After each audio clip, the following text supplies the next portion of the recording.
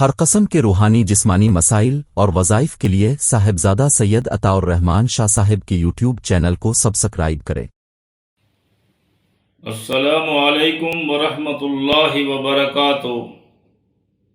وہ احباب جو ایک عرصہ دراز سے بیماری کی حالت کے اندر ہیں، علاج و معالجہ کے باوجود بھی صحت یابی نہیں ہو رہی، بلکہ دن بدن مرض بڑھتی جا رہی ہے، کوئی فائدہ افاقہ نہیں ہو رہا، تو میری رب کی بارگاہ میں التجا ہے کہ رب کریم ان احباب کو جو مریض ہیں، اللہ تعالیٰ اپنے صحت کے خزانے میں سے صحت کاملہ عاجلہ نصیب فرمائے، اور حالت مرض کے اندر اللہ تعالیٰ ان کو صبر کرنے کی توفیق عطا فرمائے، کیونکہ مومن کے لیے تکالیف، بیماریاں رحمت بن کے آتی ہیں۔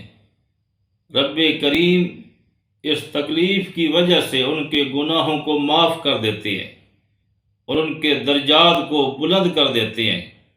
وَبَشِّرِ الصَّابِرِينَ، اللہ نے فرمایا کہ صبر کرنے والوں کے لیے خوشخبری کا پیغام ہے کہ اللہ تعالیٰ ان کے ساتھ ہے، اور ان کی اللہ تعالیٰ نے درجات کو بلند کر دیتے ہیں۔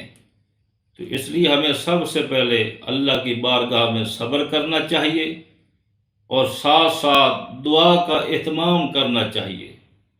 سب سے بڑی دعا پیکر صبر و رضا سیدنا حضرت ایوب علیہ السلام کی جو دعا ہے، مریضوں کے لیے اسم اعظم کا درجہ رکھتی ہے کہ ربی انی مسنی الضر وانت ارحم الراحمین، ربی انی مسنی الضر وانت ارحم الراحمین۔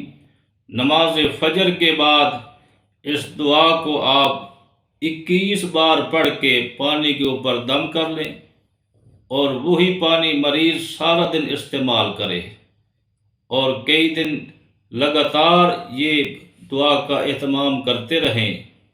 اللہ تعالیٰ اس دعا کی برکت سے جو لا علاج مریض ہیں، رب کریم ان کو بھی صحت یابی نصیب فرمائیں گے۔